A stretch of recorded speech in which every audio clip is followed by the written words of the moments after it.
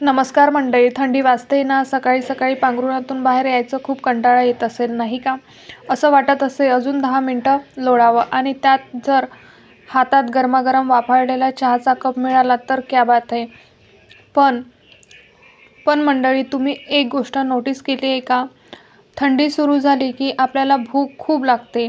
सतत काहीतरी खावंसं वाटत असतं.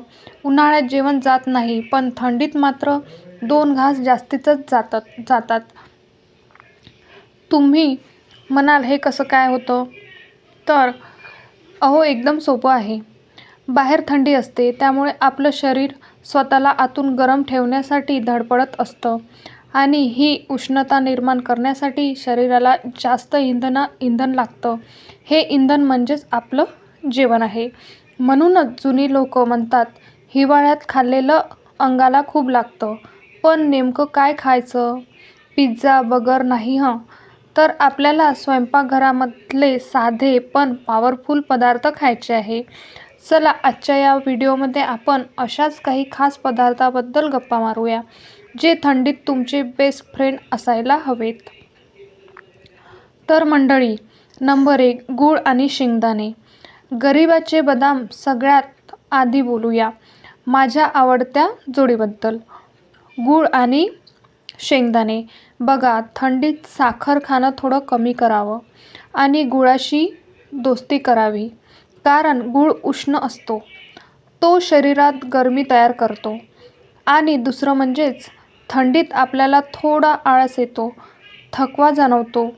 गुळात भरपूर लोह असतं, ज्यामुळे तुम्हाला लगेच ताकद मिळते. तर मंडळी, आणि जोडीला शेंगदाणे का? कारण शेंगदाणे म्हणजे गरिबाचे बदाम आहे. मुठभर शेंगदाणे खाल्ले तरी बदामाइतकी ताकद मिळते. तुम्ही काय करा, जेवल्यानंतर एक छोटा तुकडा गूळ आणि मुठभर भाजलेले शेंगदाणे खा, किंवा सरळ गूळ शेंगदाण्याचे लाडू खा किंवा चिक्की खा.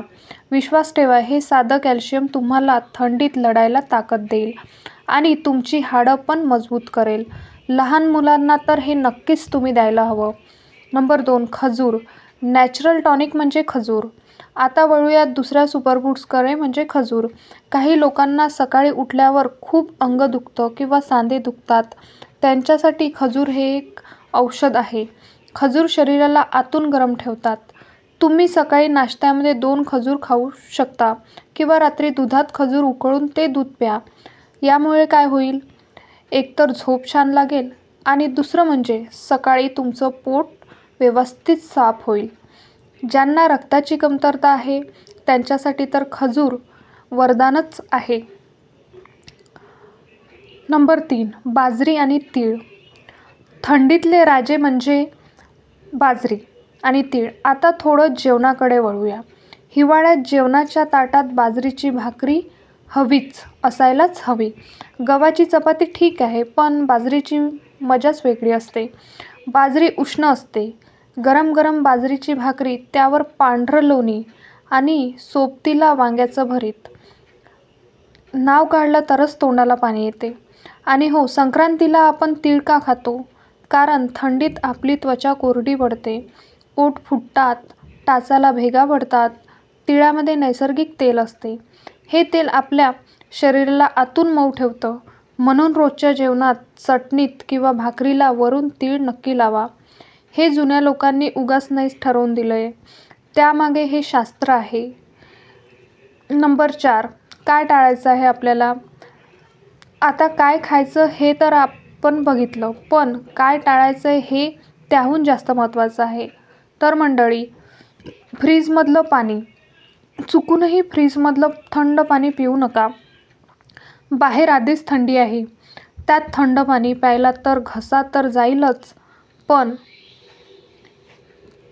पचनसुद्धा बिघडेल. शक्यतो कोमटच पाणी प्या.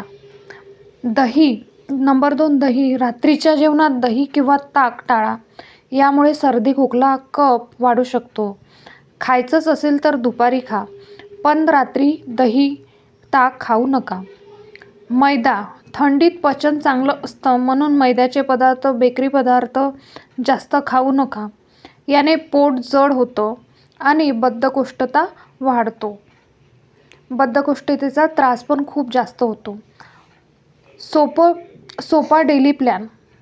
मग तुमचा आता प्रश्न उरतो की दिवसभर नक्की कसं वागायचं. एकदम सोपं सांगते. सकाळी उठल्यावर 1 ग्लास कोमट पाणी प्या. नाश्त्याला पोहे किंवा उपम्यासोबत 2 खजूर किंवा मूठभर भिजलेले बदाम खा. दुपारी जेवणात शक्य असेल तेव्हा बाजरीची भाकरी खा. पालेभाजी आणि थोडा गूळ ठेवा.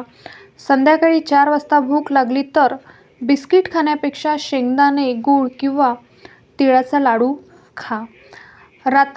रात्री झोपताना 1 कप हळद घातलेलं गरम दूध प्या, म्हणजे गोल्डन मिल्क प्या. याने थंडीही वाजणार नाही आणि इम्युनिटी पण वाढेल. शेवटी इतकंच सांगेल मंडळी, हिवाळा हा खाण्याचा ऋतू आहे. डाएटच्या नावाखाली उपाशी राहू नका. निसर्गाने या दिवसात जी फळं आणि भाज्या दिल्या आहेत त्या पोटभर खा. गाजर खा, पेरू खा, बोर खा. आपल्या आजी आजोबांच्या साध्या सोप्या सवयी फॉलो करा. तब्येत आपोआप ठणठणीत राहील. काळजी घ्या, मजेत राहा आणि थंडीचा आनंद घ्या.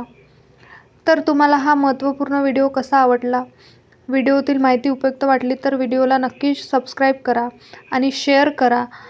आणि तुम्ही हा व्हिडिओ पूर्ण पाहिल्याबद्दल, शेवटपर्यंत पाहिल्याबद्दल तुमचे मनःपूर्वक आभार.